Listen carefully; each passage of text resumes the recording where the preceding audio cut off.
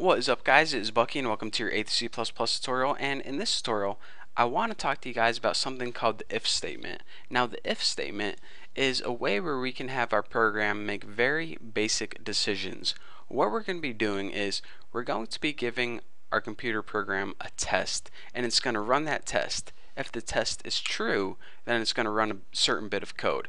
If the test is false, then it's not going to run any bit of code. So depending on that test depends whether we run code or not.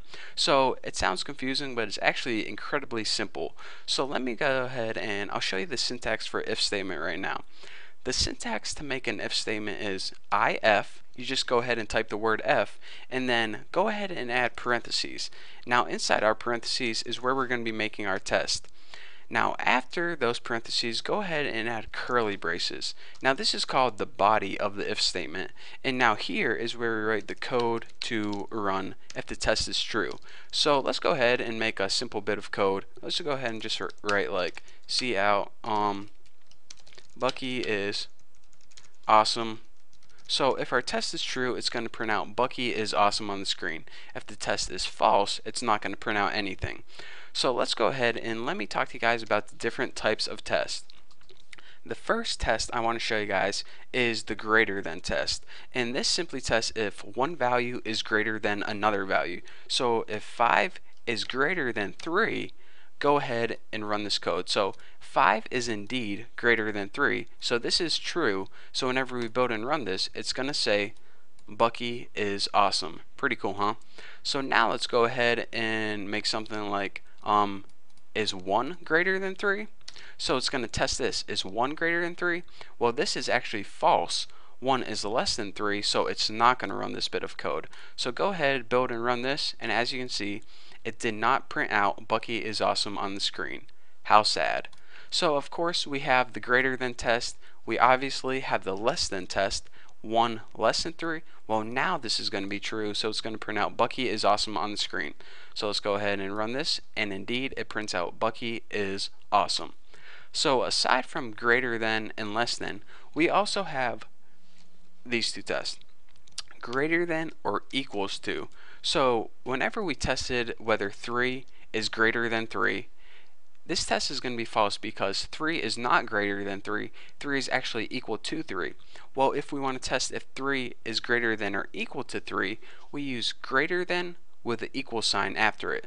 So now whenever we run it, is 3 greater than or equal to 3? Yes, 3 is equal to 3. So it printed out Bucky is awesome. So aside from that, we also have the less than or equal to. So if, is 1 less than or equal to 3?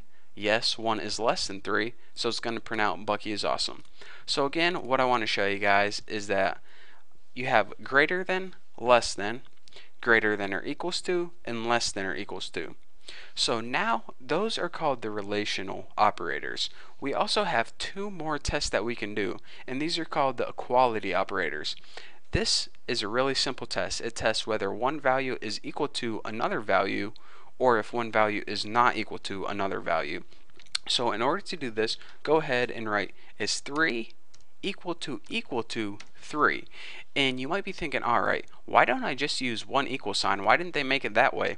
Well, whenever we were creating variables, such as like int x equals 8, the one equal sign, the single equal sign, is a sign for creating variables and assigning values. So that's why they decided that 2 equal signs was sufficient for testing. So remember, a common mistake is to put 1 equal sign in there and you're going to get an error or something terrible is going to happen. So whenever you're testing, you need 2 equal signs. So let's go ahead and run this test. Is 3 equal to 3? Well, yes it is, so it's going to print out Bucky is awesome. Give it another test, like is 7 equal to 3? Well, no it's not, so it's not going to print out Bucky is awesome.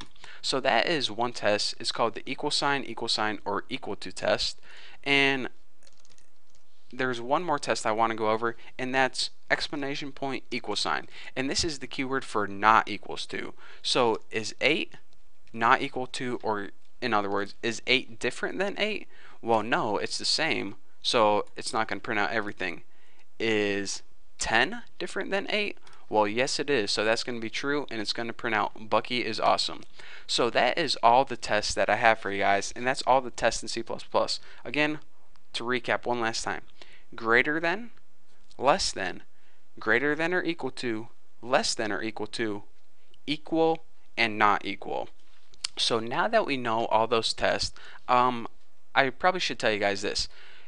People typically don't, and by people I mean computer programmers typically don't just test two numbers against each other. They usually have variables that they test against each other, like int a equals 98, int b equals 76, and then they test something like, is a greater than b?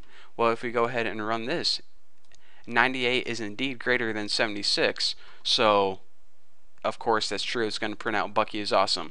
And aside from that, you either have two variables to test, or you have a variable and a value, like is 98 greater than 5, something like that. We can actually mix variables with values, and that would be true as well. So again, you can either have two values in here, two variables, or a variable on one side and value on another side. Pretty cool, huh? So that's the basics of, again, relational operators are the greater than and less than one, and equality operators are the equals equals and exclamation point equals. So now that we know how to make a basic if statement, again to recap one last time: if, your test, and then the body, and it's going to run the test, and if that code is true, it's going to run the body. That's the basics of an if statement. Now that we understand that, we can begin enhancing our programs a little bit more. So in our next tutorial, what I'm going to be doing is I'm going to be having the user enter two numbers, and we are going to be comparing those numbers, and depending on what numbers they entered, run a certain bit of code. So now, as you can see, we're just building and building to our knowledge of C++ to make better and better programs. So don't skip over if statements, because it's a huge part of C++.